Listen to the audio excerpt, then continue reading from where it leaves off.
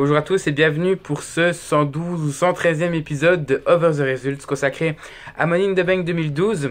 Donc plusieurs petites précisions comme d'habitude avant de commencer la review. Première chose, et là c'est une grande première en fait, en tout cas depuis longtemps, c'est la dernière fois que vous allez voir ce graphisme, ce design là pour le Over the Results. Normalement peut-être que vous l'avez déjà vu avec les pay-per-view de fin 2017, mais ça va changer dès la semaine prochaine. Donc c'est la dernière fois que vous voyez les notes tout simplement en dessous de moi. Deuxième chose, encore une fois je vous invite à aimer la vidéo si vous avez aimé le pay-per-view ou à laisser un dislike sur la vidéo si vous ne l'aviez pas aimé.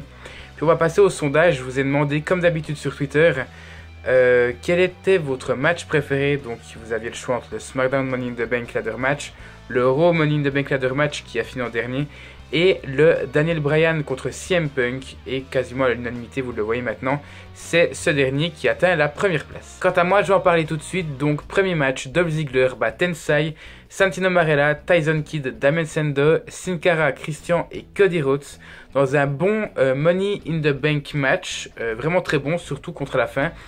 Mais pour moi, bon, ce sera pas le meilleur. J'ai préféré le Raw Money in the Bank Ladder Match au SmackDown, contrairement à vous dans le sondage.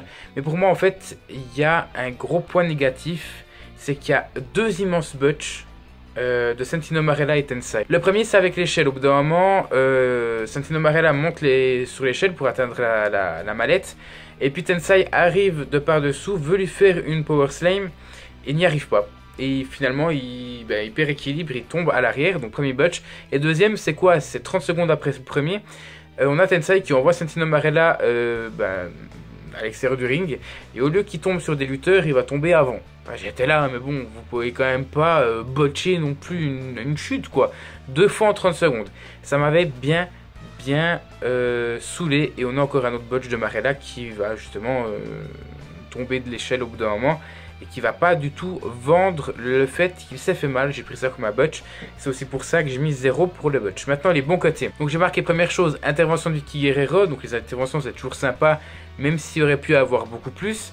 Et j'ai mis Tyson Kidd, clairement l'homme du match. Ça me fait plaisir qu'il ait pris définitivement, et cette fois-ci officiellement, sa retraite des rings.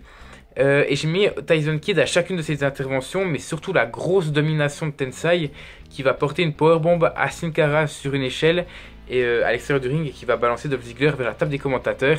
Qu'est-ce que j'ai marqué d'autre? Il y a le spear de Christian sur Cody Rhodes depuis le haut de l'échelle. Enfin bref, il y a plusieurs bons points et je vous conseille quand même d'aller le voir parce que comme vous le voyez, j'ai pas mis 8 sur 10 pour rien. En fait, pour moi, on voit tout le monde dans ce Money in the Bank Ladder Match. Il y a juste 3 lutteurs que je vais mettre dans les off, dans les moins bien. Bon, premièrement, il y a Santino Marella, pardon, qui est un véritable poison. On a Tensai, mi-figue, mi-raisin. Autant il est là dans les botches, autant il est là dans les grands moments. Et j'ai marqué Sando qui est transparent, mais sinon les autres ils sont vraiment exceptionnels. Et le match se termine avec une belle victoire de Ziggler qui va donc balancer Christian sur une autre échelle. Vraiment, comme je l'ai dit, j'ai mis 8 sur 10 et ça le mérite amplement. Deuxième match, Sheamus bat Alberto Del Rio pour conserver son titre poids lourd dans un match assez moyen. Le rythme est vraiment pas terrible pendant la première moitié du match. Le public est passablement éteint. Il n'y a pas d'intensité, pardon. Et durant la deuxième moitié du match, ça va se passer un petit peu mieux, un peu plus rythmé, un peu plus d'ambiance. Mais ça va se finir sur un seul brogue kick. C'est pas terrible pour un match de championnat, surtout qu'il doit durer, il dure quoi? Il dure 10 minutes si je dis pas de bêtises. Peut-être, je crois qu'il doit durer entre 10 et 13 minutes. Donc c'est pas terrible, ça aurait pu faire beaucoup mieux. J'ai marqué l'après-match qui voit Ricardo Rodriguez et Del Rio attaquer Sheamus. Est vraiment le moment le plus intéressant en fait de cet angle-là, si je peux dire, le match. Si on compte l'avant-match, le match et l'après-match, c'est le moment le plus intéressant de ce match pour le titre poids lourd. Ça fait beaucoup de matchs dans la même phrase. Mais c'est vrai en fait, le fait qu'ils attaquent Sheamus, puis Ziggler intervient pour essayer de cacher, c'est le meilleur moment de cette partie-là. Donc comme je l'ai dit, Ziggler intervient pour essayer de cacher. Finalement, Del Rio arrive et lui dit « Tu peux pas cacher, en fait c'est moi qui devrais être champion ». Ziggler lui donne un coup de mallette, il donne la mallette à l'arbitre et lorsqu'il se retourne, Sheamus était déjà debout et lui met un brogue kick, va prendre sa ceinture et va retourner en coulisses. Donc Ziggler ne perd pas sa mallette et on sait, donc là on en est à Money in the Bank, donc en juillet 2012, surtout qu'il vient de l'avoir là Ziggler. Il va donc, alors si je fais mes petits calculs, Donc on est en juillet, 7e mois, donc oh là là, il va encaisser sa mallette bien 8-9 mois plus tard. Donc au show post-WrestleMania 29, si je dis pas de bêtises. Voilà, pour ce match-là, j'ai mis la note de 6 sur 10.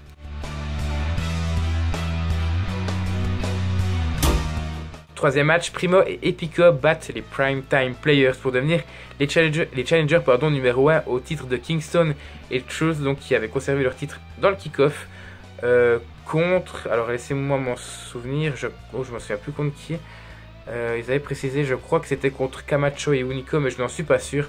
Sinon, au niveau de ce match-là, j'ai mis le match est pas dingue, il faut l'avouer, il n'y a pas beaucoup d'ambiance. Le finish est pas terrible.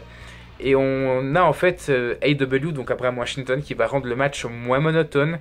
Ce sera son dernier pay-per-view. Je crois qu'il va se faire virer 1 ou 2 semaines plus tard, lorsqu'il va avoir des propos déplacés sur une histoire avec, je sais plus, est-ce que c'était LeBron James ou je ne sais plus qui c'était, mais bref, il avait eu des propos inadaptés pour un shot catch envers une superstar de NBA, je crois. Alors je sais plus si c'était James ou un autre, on s'en fout à vrai dire.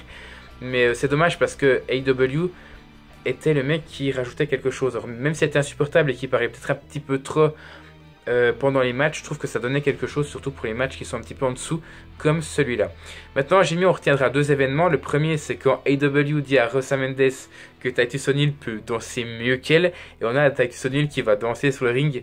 C'est drôle, c'est très drôle, et moi, franchement, voir des moments comme ça, ben, ça me fait plaisir, parce que quand on dit des comic match, du comedy wrestling, je vois pas Santino Marella. À titre d'exemple, ça m'a saoulé, ça c'est drôle. Autre point, l'après-match. En fait, on a les PTP qui veulent attaquer les champions, donc Kingston et Truth, qui est à la table des commentateurs. Puis finalement, Truth va balancer un verre d'eau dans la tête de AEW. Et en fait, au bout d'un moment, il y a Young et Titus O'Neil qui empêchent Abraham Washington d'aller s'attaquer au champion par équipe. Et on a R-Truth qui retient Little Jimmy. Donc en fait, vu que Little Jimmy n'est pas une vraie personne, on voit R-Truth qui retient dans le vide Little Jimmy, mais il le fait vraiment bien. Et ça aussi, c'est très drôle. Et pour moi, c'est ça. Du comedy wrestling, c'est drôle et ça ne perd pas de la crédibilité parce que je pense, sans vouloir dire de bêtises, que ces 6 lutteurs, en incluant les champions par équipe, sont quand même 6 bons lutteurs. Peut-être enlever Titus O'Neil qui est peut-être un petit peu en dessous, mais je trouve que c'est 6 bons lutteurs. Donc ça fait plaisir. Ça me fait plaisir à moi en tout cas. Et c'est pour ça que j'ai mis la note de 5 sur 10. Parce qu'il ne faut pas déconner non plus. Le match, il n'était pas ouf. Quatrième match, CM Punk bat Daniel Bryan pour conserver son titre de la WWE dans un excellent match où AJ Lee était l'arbitre très spécial de ce match. Même si AJ Lee est l'arbitre spécial de ce match, au bout d'un moment, Punk va foncer contre elle et elle va tomber à l'extérieur du ring et elle sera remplacée à peu près une dizaine de minutes par un arbitre normal. Il faut savoir que le match durait 27 minutes, donc on va dire à peu près le tiers du match où elle a été absente, donc en plein milieu du match. Sinon j'ai marqué, elle reviendra et elle jouera avec les deux et c'est très intéressant parce que on a une AJ Lee qui était à peu près normale dans la première partie du match. La deuxième partie, elle est remplacée par un arbitre normal. Et la troisième partie, elle est la AJ Lee qu'on avait vue avant ce match-là, donc au Raw qui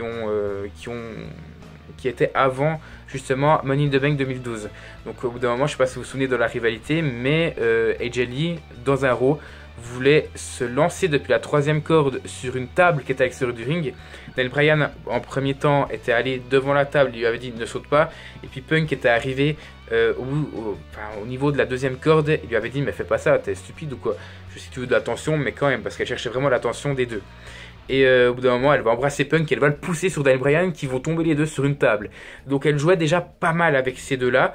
Elle avait demandé Punk en mariage, je ne savais pas si elle devait accepter la demande de mariage de Daniel Bryan, qui l'utilisait clairement pour pouvoir gagner, surtout que là, en sachant qu'elle était arbitre spécial. Enfin bref, c'est un mind fucking game entre ces trois-là, et c'était presque un triangle amoureux qui était très très intéressant.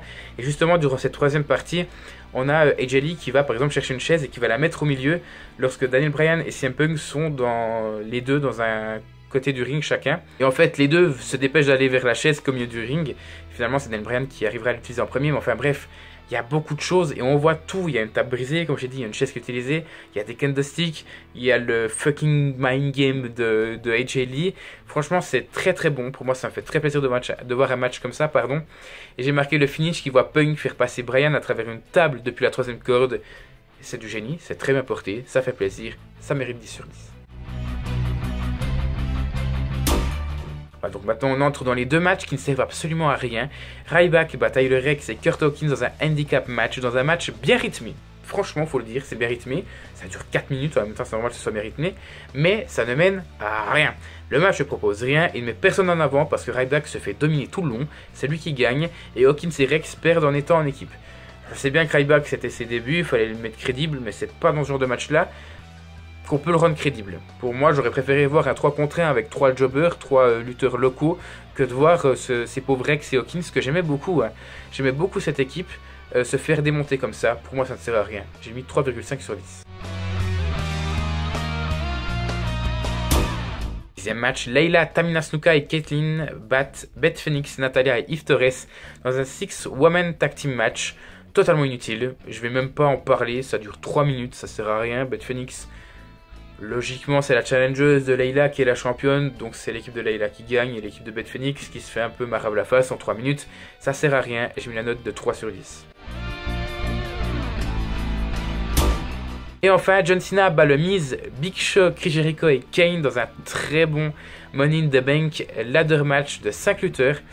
Je vais en parler plus tard du nombre de lutteurs. Le début me fait vraiment beaucoup penser au main event de SummerSlam 2007.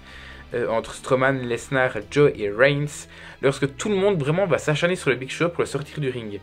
Donc on va avoir au bout d'un moment un double leg de John Cena, je crois, sur une table des commentateurs, puis pratiquement tous les lutteurs restants, sauf Chris Jericho, vont enterrer le Big Show sous des échelles. Et ça me rappelle vraiment justement cette confrontation à SummerSlam 2017, au tout début, tout le monde va s'acharner sur Lesnar, bon, plus particulièrement Strowman, afin qu'il sorte justement, vu que c'était un peu l'homme fort du match.